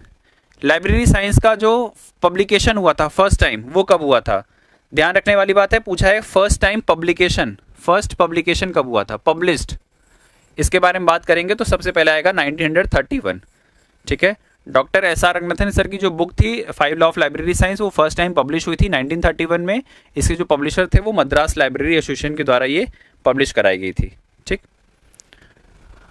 Question number 70, according to which law of library science library grows and grows endless. Library grow करती है और एंडलेस तक ग्रो करती है। ठीक है, लाइब्रेरी साइंस में ऐसा कौन सा लॉ ये इस बारे में बात करता है कि लाइब्रेरीज ग्रो करती है और एंडलेस ग्रो करती है। तो लाइब्रेरी साइंस का जो 5th लॉ है, library is a growing organism, इस बारे में बात करता है कि लाइब्रेरीज ग्रो करेंगी और एंडलेस तक ग्रो करती रहेंगी। Answer is D. 17th का आंसर आएगा हमारे पास डी। ठीक है, which law of library science emphasise on the library working hours. Library के वर्किंग आवर्स पे फोकस करता है। कौन सा लॉ ऐसा है जो लाइब्रेरी के वर्किंग आवर्स पे फोकस करता है कि लाइब्रेरी का जो वर्किंग टाइम है वो इस तरह से मतलब डिजाइन किया जाए या लाइब्रेरी उस टाइम पे खुले जहां पे मैक्सिमम यूजर्स आ सके। तो जो फर्स्ट लॉ है, books are for use, books are for use, books को यूज करने के लिए लाइब्रेरी आवर्स के बारे में बात की गई थी। ठीक है, तो आंसर इज फर्स्ट लॉ। चलिए next, which formula of library science related to the development. Development के बारे में कौन सी फॉर्मूला, कौन सा लॉ ऐसा कहता है जो लाइब्रेरी के डेवलपमेंट पे बात कर रहा है। ठीक है, जो 5th लॉ है, library is a growing organism, और ग्रो करेगा तो मतलब डेवलपमेंट होगा। ठीक है, विकास के बारे में बात हो रही है। आंसर इज डेवलपमेंट से हम लोग ने इस चीज को फोकस किया है कि आंसर 5th लॉ होगा। Answer is D. ठीक, next, which law of library science emphasise on the weeding of unuseful books for the library. Library से अनयूजफुल बुक्स निकाल दी जाए। ठीक है, लाइब्रेरी में कुछ ऐसा रखा जाए, कुछ ऐसा काम किया जाए, या कोई ऐसा लॉ जिसके बारे में ये बात करता हो कि लाइब्रेरी से अनयूजफुल बुक निकाल दी जाए। और क्यों निकालना है? सो दैट कि उसमें नई बुक्स को इंट्रोड्यूस किया जा सके या उस बुक्स को रिप्लेस किया जा सके। और ऐसा जो लॉ कहता है वो कहता है 5th law of library science, library is a growing organism. Growing organism जो लॉ है वो वीडिंग आउट के बारे में बात करता है कि जो पुरानी बुक्स हो गई हैं उनको हटाया जाए सो दैट कि नई बुक्स के लिए हमारे पास जगह अवेलेबल हो। ठीक है, इसका आंसर होगा 5th law. Which law of library science emphasise on the growth of children and adult. 5th law के अकॉर्डिंग, जैसे रंगनाथन सर ने अपने थ्योरीज में बताया था ना कि शिशु जो मतलब उसे चाइल्ड ग्रोथ होती है, एडल्ट ग्रोथ, शारीरिक रूप से विकास और मानसिक रूप से विकास, उस तरह के ग्रोथ के बारे में 5th लॉ कहता है, growth of children and adult. Library science में रंगनाथन सर ने एक शिशु के अकॉर्डिंग मतलब तुलना की थी, तुलनात्मक वर्णन किया था कि जिस तरह से लाइब्रेरी अपने टाइम के साथ साथ धीरे धीरे डेवलप होती है उसी तरह से चिल्ड्रन एंड एडल्ट, ये मतलब ये 2 तरह की ग्रोथ के बारे में बात की थी। ये आंसर कहता है 5th लॉ। ठीक है, next, according to 5th law of library science, library is a growing organism, organization, institution और सेंटर। ठीक है, ध्यान से रखिएगा, थोड़ा यहाँ पे कुछ ट्रिक्स मिल सकती हैं। Library is a growing organism, answer is A. ठीक है, अकॉर्डिंग टू 5th लॉ। चलिए next, which law of library science restricted with the emphasise on information as a dynamic, continuous, a never ending phenomena.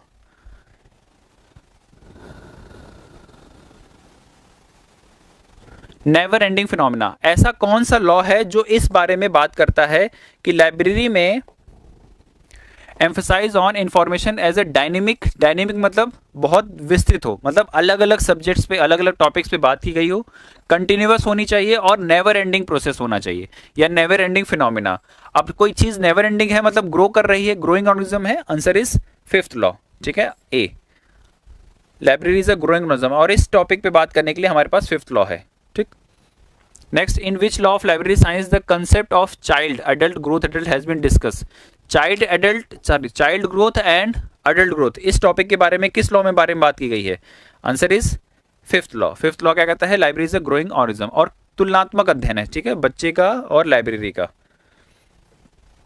Which of the following is the first book of author by SR. Ranganathan. First book authored by SR. Ranganathan. मैंने अभी आपसे बताया कि Ranganathan sir की जो पहली book है, 5 law of library science, वो रंगनाथन सर की पहली बुक है, और ये बुक पब्लिश हुई थी 1931 में। ठीक है, ये चीज याद रखनी है आपको। ठीक है, आंसर इस कितना होगा? 5 law of library science, answer is B.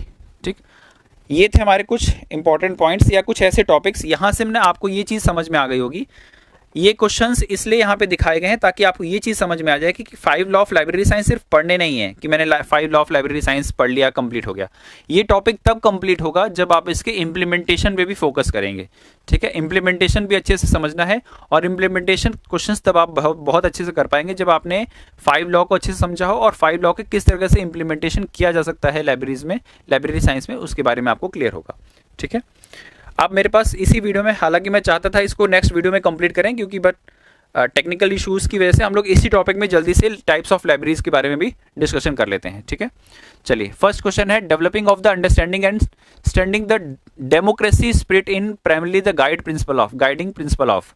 लोकतांत्रिक भावनाओं को मजबूत करने और समझ को विकसित करने का मुख्य रूप से मार्गदर्शन सिद्धांत है। देखिए हम लोग पढ़ क्या रहे हैं, आपको समझा देते हैं एक बार। पहले यहाँ पे हम लोग पढ़ रहे हैं types of libraries. Types of library के बारे में academic library, public library, special library, digital library, hybrid library, national library, reference library, इन सब चीज़ों के बारे में हमने क्लासेस में चीज़ें डिस्कस की हैं, ठीक है।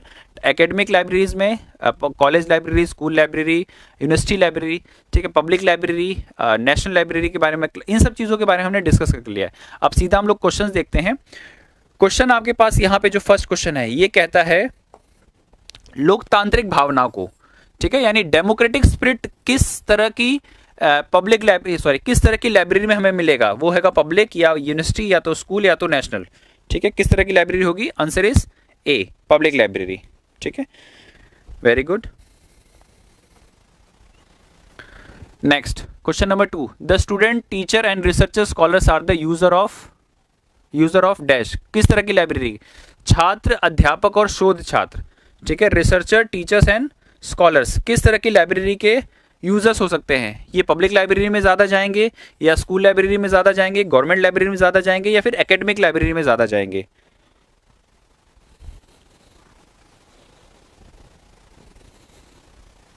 Yes, student, teacher, research scholars. बेटा इसका आंसर होगा एकेडमिक लाइब्रेरी, ठीक है।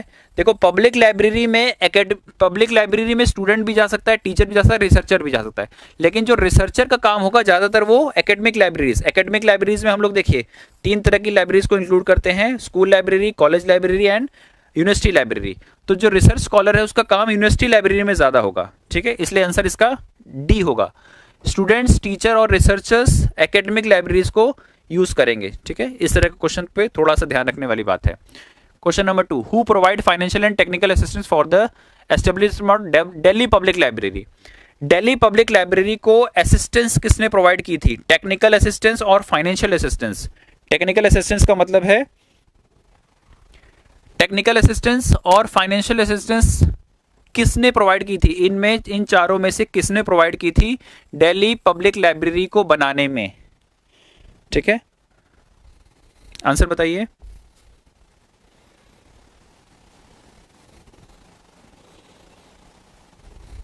वेरी गुड, आंसर है इसका UNESCO, united nation educational, scientific and cultural organisation.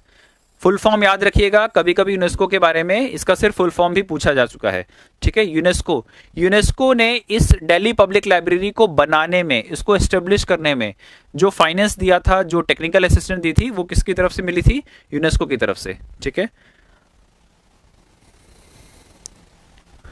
चलिए question number 4, reading habits and to create self education interest object is of home. पढ़ने की आदत एवं स्वयं शिक्षा की रुचि जागृत करना किसका उद्देश्य है?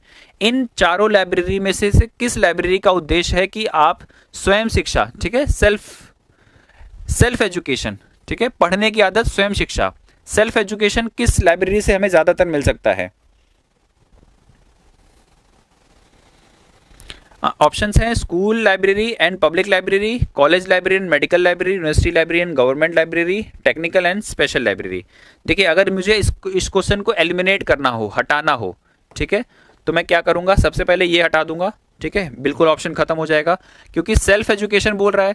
अब सेल्फ एजुकेशन में ज्यादातर तो मैं जाके पब्लिक लाइब्रेरी में ही कर सकता हूँ, ठीक है, मेडिकल में और कॉलेज में। वैसे सेल्फ एजुकेशन तो हमें हमेशा हर जगह मिल सकती है, बट जो उसका सबसे बेस्ट आंसर है वो है हमारा पब्लिक लाइब्रेरी। तो आंसर इज ए सही होगा, ठीक है। Next, college libraries come under which category? College library किस कैटेगरी में आते हैं, मैंने भी आपको थोड़ी देर पहले बताया था, आंसर होगा इसका एकेडमिक, क्योंकि एकेडमिक में हम लोगों ने 3 तरह के लाइब्रेरीज को इंक्लूड किया हुआ है। अगर कहीं एकेडमिक लाइब्रेरी लिखा है तो यहाँ पे इसका मतलब है 3, school library, college library and university library. ठीक है, स्कूल, कॉलेज और यूनिवर्सिटी तीनों तरह की लाइब्रेरीज को मिलाकर हम लोग बोलते हैं इसको एकेडमिक लाइब्रेरी, क्योंकि यहाँ पे आपको एकेडमिक एजुकेशन मिलती है, इस बात का ध्यान रखेंगे। Next, first time effort for the development of libraries in India were made by, पहली बार भारत में पुस्तकालयों के विकास के लिए पहली बार प्रयास किसके द्वारा किए गए थे, कौन सा व्यक्ति था जिसके द्वारा सबसे पहली बार प्रयास किया गया था? क्या वो राधा कृष्णन थे, क्या वो एस आर रंगनाथन सर थे, या वो शिवाजी राव गायकवाड़ तृतीय थे, या शिवाजी राव गायकवाड़ फर्स्ट थे?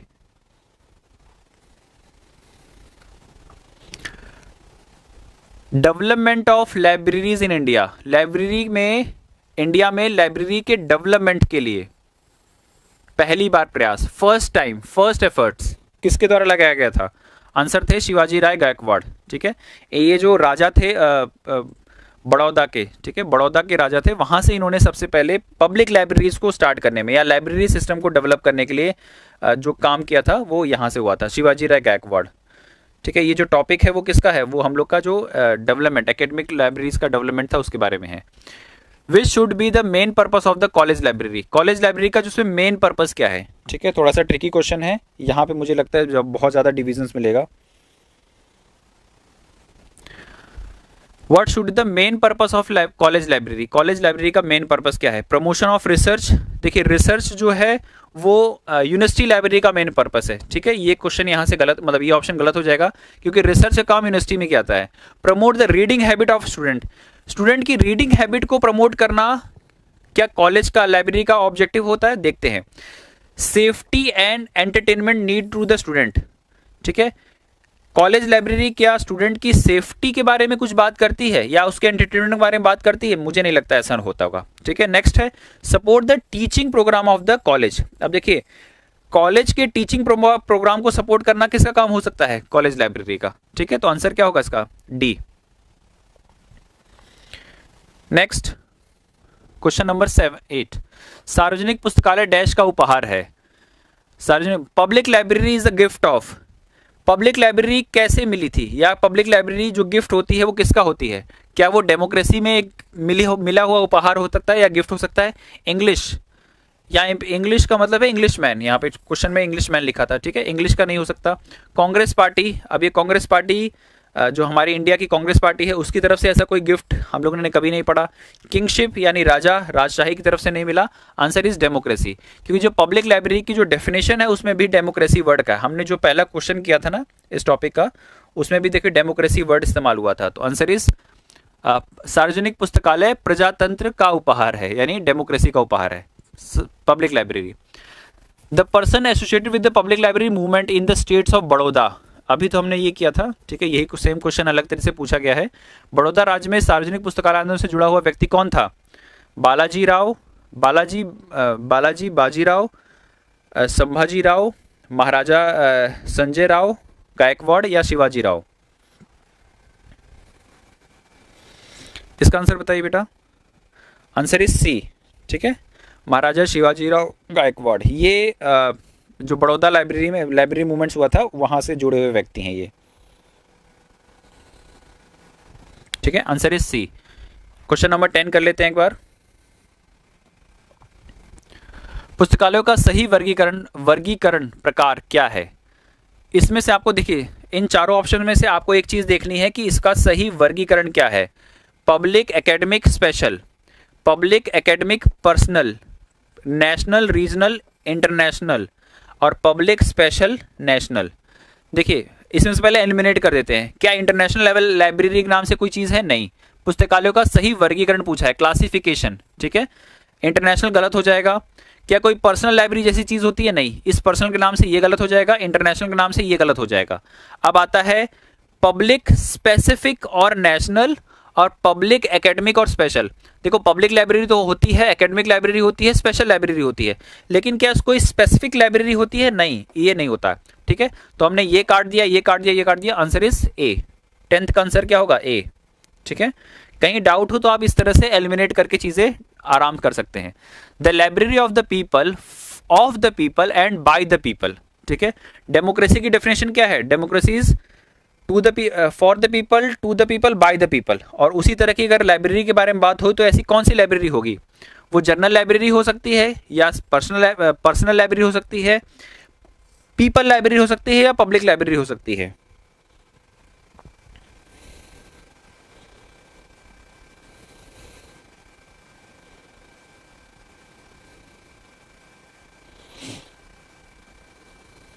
ठीक है, आंसर होगा इसका पब्लिक लाइब्रेरी। ठीक है, देखिए जनरल लाइब्रेरी जैसी चीज नहीं होती है, पर्सनल लाइब्रेरी जैसी चीज भी नहीं होती है, पीपल लाइब्रेरी होती है। ठीक है, अगर यहाँ पे पब्लिक लाइब्रेरी की जगह कुछ और लिखा होता, ठीक है, तो हम लोग इसको सही मान सकते हैं, लेकिन हमारे पास सबसे बेस्ट ऑप्शन, सबसे बेस्ट सुटेबल ऑप्शन हमारे पास अवेलेबल है, वो है public library. Answer is D. चलिए next question number 12। Informal self education is possible in which kind of library? देखिए फॉर्मल एजुकेशन, इनफॉर्मल एजुकेशन, अगर मैं यहाँ पे दो तरह क्वेश्चन बना दूं, फॉर्मल, यहाँ पे पहले लिखा है इनफॉर्मल, चलिए पहले इसको कर लेते हैं। इनफॉर्मल सेल्फ एजुकेशन, दो चीज है, दो टर्म्स पे फोकस करेगा। Informal self education is possible which kind of library? तो यहाँ पे इसका आंसर हो जाएगा इनफॉर्मल। तो कॉलेज में तो फॉर्मल एजुकेशन मिलती है, स्पेशल लाइब्रेरी और स्कूल लाइब्रेरी में भी फॉर्मल एजुकेशन मिलती है, क्योंकि हमें यहाँ पे इनफॉर्मल के बारे में बात की जा रही है। और सेल्फ एजुकेशन, इनफॉर्मल और सेल्फ एजुकेशन सिर्फ आपको अपनी पब्लिक लाइब्रेरीज में मिल सकती है। आंसर इज ए।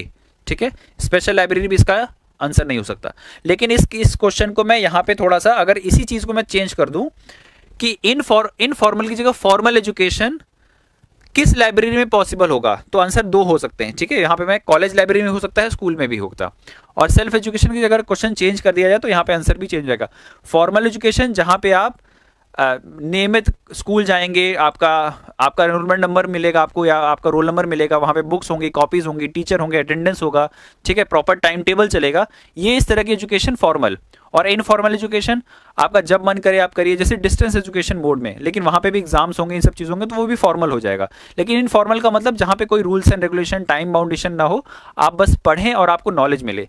ये काम आप कैसे कर सकते हैं? पब्लिक लाइब्रेरी में। ठीक है, इनफॉर्मल, ये फॉर्मल इनफॉर्मल एजुकेशन का एग्जांपल है। Which department of government of India deals with public library? Bharat सरकार का कौन सा विभाग सार्वजनिक पुस्तकालय से संबंधित है? सार्वजनिक पुस्तकालयों के लिए भारत सरकार में कौन सा मंत्रालय या कौन सा डिपार्टमेंट रिस्पॉन्सिबल है? ठीक है,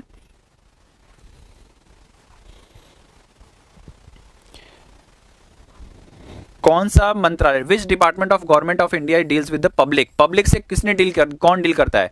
आर्कियोलॉजी नहीं करेगा। ठीक है, एजुकेशन और साइंटिफिक एंड टेक्नोलॉजी, ये दोनों नहीं करेंगे। ठीक है, कल्चरल डिपार्टमेंट, क्योंकि आपने देखा होगा ना हमारे जितनी भी मैक्सिमम बड़ी बड़ी लाइब्रेरीज हैं या इंपॉर्टेंट लाइब्रेरीज हैं, वो मिनिस्ट्री ऑफ कल्चर में आती है, मिनिस्ट्री ऑफ एजुकेशन नहीं होगा। ध्यान रखिएगा, बच्चे यहाँ पे कंफ्यूज हो सकते हैं कि लाइब्रेरी है तो मतलब एजुकेशन, नहीं, ये कल्चर में आ जाएगा, डिपार्टमेंट ऑफ कल्चर, ये ध्यान रखिएगा। पुस्तकालय जो समाज के सभी सदस्यों की उम्र और लिंग में भेद किए बिना सेवा करता है, ऐसी कौन सी लाइब्रेरीज होती हैं? इन चारों में से कौन सी ऐसी लाइब्रेरी होगी जो लोगों में जेंडर बायस्ड होकर, रिलीजन बायस्ड होकर, कास्ट बायस्ड होकर उसको हेल्प करती हैं, उनको सर्विस देती हैं? क्या वो शैक्षणिक पुस्तकालय यानी एजुकेशनल या एकेडमिक हो सकती हैं? क्या वो सार्वजनिक यानी पब्लिक लाइब्रेरी हो सकती है? क्या वो नेशनल लाइब्रेरी है, या फिर वो विशिष्ट पुस्तकालय स्पेशल लाइब्रेरी है? इसका आंसर होगा सार्वजनिक, पब्लिक लाइब्रेरी, क्योंकि पब्लिक लाइब्रेरी उम्र, एज नहीं देखती है, जेंडर नहीं देखती है, या किसी और तरह का भेदभाव, आप किस रिलीजन को फॉलो करते हैं, आप किस कास्ट को बिलोंग करते हैं, आप किस रीजन में रहते हैं, आप कौन सी लैंग्वेज बोलते हैं, इन सब चीज़ों को ध्यान दिए बिना पब्लिक लाइब्रेरी आपको सर्व करती है। कौन सा पुस्तकालय संयुक्त राष्ट्र संघ के एक न्यासी पुस्तकालय के रूप में काम करता है? न्यासी पुस्तकालय का मतलब हुआ कि उसके जो डायरेक्शन में काम करे।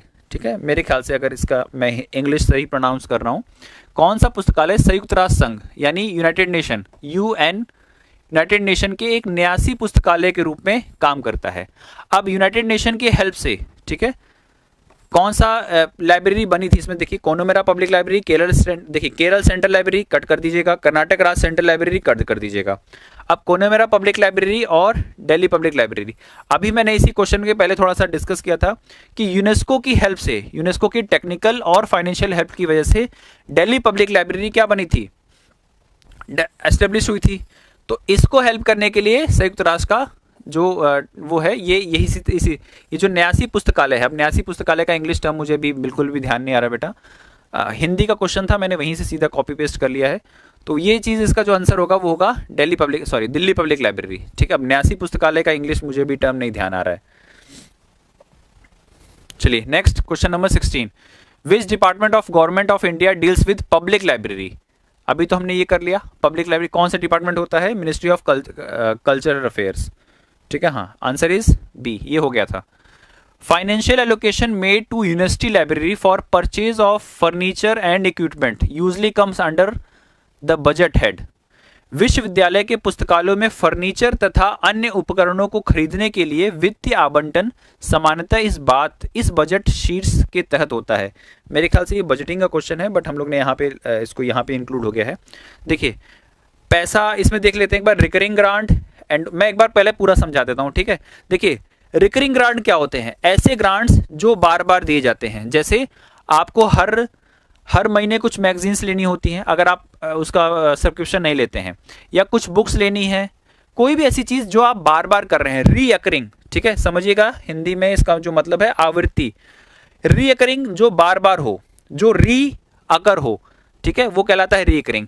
तो क्या फर्नीचर और इक्विपमेंट्स पे जो पैसा खर्च होता है, जो पैसा मिलता है, अनुदान मिलता है, क्या वो रीअकरिंग होता है? नहीं, क्योंकि फर्नीचर एक ऐसी चीज है जो आप एक बार खरीद लेंगे तो आपको सालों साल चलेगा, 10 साल 12 साल 15 साल के बाद वो फर्नीचर में कोई प्रॉब्लम आएगी। ठीक है, तो ये रीअकरिंग नहीं हो सकता। एंडोजमेंट, स्थायी निधि, एंडोजमेंट मतलब कि एक बार दे दिया गया है, या कुछ ऐसी चीजें जो एक बार प्रोवाइड कर दी गई है, उसके बाद कभी नहीं मिलेगी, कभी नहीं। ठीक है, वो आपको, लेकिन फर्नीचर में ऐसा नहीं होगा, या इक्विपमेंट्स को खरीदने के लिए आपको रेगुलर तो नहीं, कम से कम 5 साल 10 साल बाद तो रिक्वायरमेंट होगी। एनुअल ग्रांट, जिसपे हर साल पैसा दिया जाए, फर्नीचर और इक्विपमेंट्स को खरीदने के लिए आपको हर साल पैसा नहीं मिलेगा। ठीक है, ऐसी चीज होती है जिसमें आप, जैसे एनुअल सब्सक्रिप्शन से लेना हो तो आपको एनुअल पैसा मिल जाएगा। बुक्स का अगर कुछ अच्छा कलेक्शन, एनुअल फेयर्स, जैसे आपको राष्ट्रीय पुस्तक मेला जाना है तो उसके लिए एक बार आपको पैसा मिल जाएगा, एनुअल ग्रांट्स। तो ऐसी कुछ चीजें जिसमें आपको हर साल पैसा मिल जाए, लेकिन हर साल मिले, रेगुलर मिले, वो कहलाएंगे एनुअल ग्रांट्स। फर्नीचर इसमें नहीं आएगा। फर्नीचर का रख रखाव, मेंटेनेंस, ये फर्नीचर में नहीं आता, वो रिपेयरिंग मेंटेनेंस में आता है। मान लीजिए कुछ फर्नीचर टूटते हैं हर साल, या कुछ लाइटिंग खराब होती है, फैन खराब होता है, या इक्विपमेंट्स को रखनाने में जो भी टेक्निकल फॉल्ट्स आती हैं, प्रॉब्लम्स आती हैं, उनका जो मेंटेनेंस होता है वो इसमें काउंट नहीं होगा। मेंटेनेंस तो रिकरिंग में आ सकता है, ठीक है, बार बार हो सकता है। नॉन रिकरिंग ग्रांट्स, ऐसी ग्रांट्स जो बार बार नहीं होती, एक बार कर दी गई तो 10 साल 5 साल 15 साल जो भी उसका टाइम हो, जिस भी तरह से वो लग गया। तो जो फर्नीचर और इक्विपमेंट्स हैं वो ऐसी ग्रांट्स होती हैं जो नॉन रिकरिंग होती हैं, जो बार बार नहीं आती हैं, एक बार हो गई तो मुझे नहीं पता या किसी को नहीं पता कि वो दोबारा कब आएंगी। ठीक है, उस तरह की जो रिक्वायरमेंट्स होती हैं। तो जो फर्नीचर होते हैं या इक्विपमेंट्स होते हैं, अब इक्विपमेंट्स में यहाँ पे जैसे मान लीजिए कंप्यूटर्स लेना हो, या कोई नया गैजेट्स हमें लेना हो, कैटलॉग कैबिनेट कार्ड लेने हो, कैटलॉग कार्ड्स लेने हो, या कुछ भी कैटलॉग वो वुडन कैबिनेट लेना हो, उस तरह की कोई चीज़ें होती हैं जो लाइब्रेरी की इक्विपमेंट्स होती हैं, उनको हम लोग नॉन रिकरिंग अकाउंट्स में रखते हैं। ठीक है, तो आंसर इसका होगा 17 का डी।